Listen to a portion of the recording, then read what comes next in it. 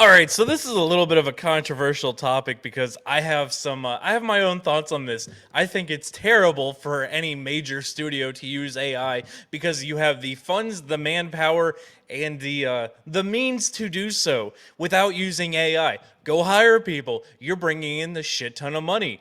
But on the other hand, I can see indie studios who are, lacking the funds and maybe lacking the manpower and skill to do so, but have an idea for a great game that will do great using AI in places. Not saying the whole game should be AI, but in places, it could be a good thing to help your development move along and move forward.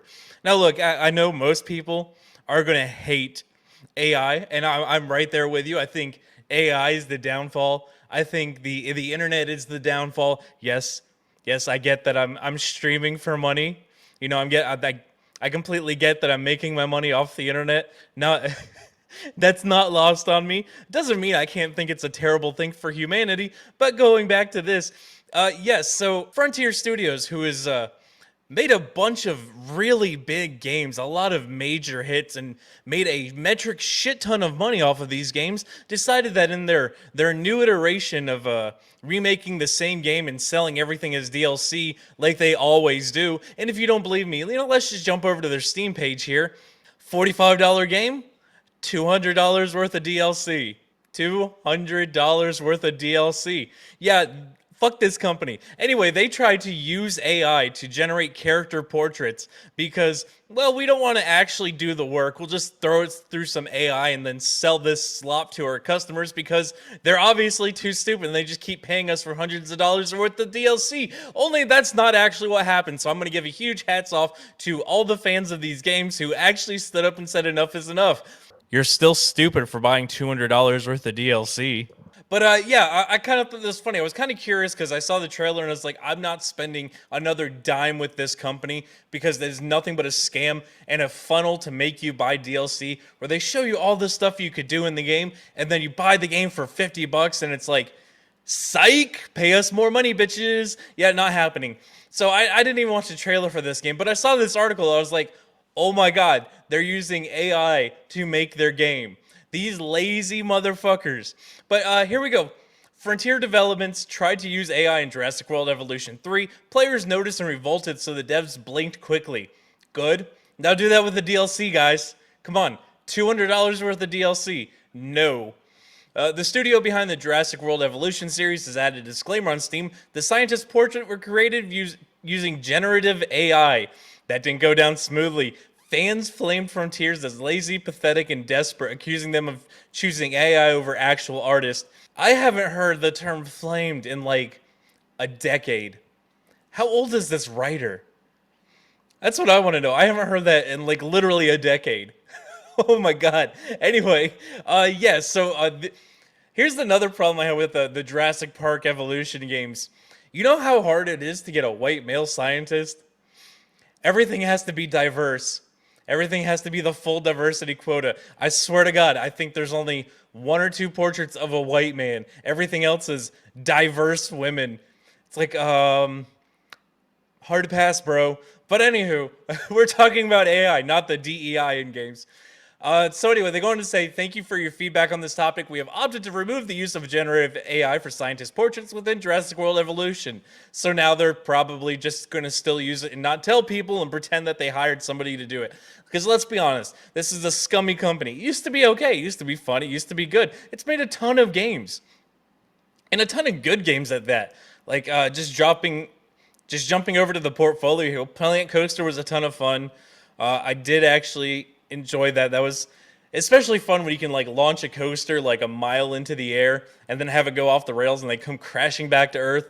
Let's see. Elite Dangerous is a ton of fun. Let's see. I got the Jurassic Evolution 1. Did they not make the first one? I thought they did. Maybe they didn't. Anywho, yeah, I mean, they make good selling games. They have the money. It's not like they're a struggling developer. I didn't have any interest in that. No interested in that. Fuck GW.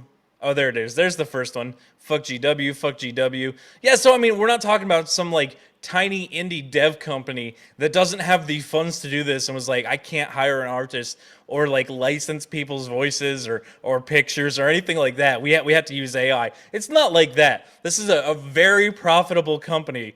Don't care about the lore, but I mean, part of this is like, for this company to use it? Hell no, absolutely not. Go fuck yourself. And I mean, we can jump over here because they've been trying this for like years now, years to make like just entirely AI generated slop games. Yeah, we got this one from March of last year. Experimental video game made purely with AI failed because tech was unable to replace talent. No, it's not that it wasn't unable to replace talent. It's quite literally that they either got backlash or the game sucked. Like that's the honest reality of it. They got a ton of pushback from the air quotes voice actors or the people who gave us things like Dragon Age the Veilguard. Imagine how bad it has to be that even like Dragon Age Veilguard would have been better with what it did than using AI. Like, let that thing sink in, because that's what it really was. It was so bad that even Dragon Age Veilguard was better than using AI. And that was an abject disaster. That was an absolute failure that everybody made fun of, that was completely boring. You know, it had just nothing memorable about it except that it was memeable and absolute DEI woke slop. And it was worse than that. And I think this one actually goes back to 2022 or 2023 when we're talking about Keyword Studios here making their AI game. When they've worked on things like Baldur's Gate, Alan Wake 2 was trash, Tears of the Kingdom was okay. I mean, it's these major studios that are trying to implement AI for no reason other than they don't want to hire people because, well, if they hire the people that are good at it, they're going to get called racist, bigots, homophobes because it's going to be the straight white dude. And if they hire the DEI hires, the woke trannies, trans Django weirdos, the game's going to be a fucking failure and nobody's going to buy it. So they're trying to do AI so they don't have to worry about actual people. And it all comes out to be generic slop. Now, look, I would say like people want more than slop, but I've seen what people play. And most of it is absolute garbage. Just look at how many people are playing the Call of Duty slop. It's nothing but slop. It's not Call of Duty anymore. It's, oh my god, can we make these brain dead morons pay for our game even though we do nothing with it? Sure you can. But I mean, it goes down to the point, like, do I think these major studios should use AI to replace people? No. Do I think it's okay for indie developers to use AI to make some of the assets or help them along with the code that they just can't figure out?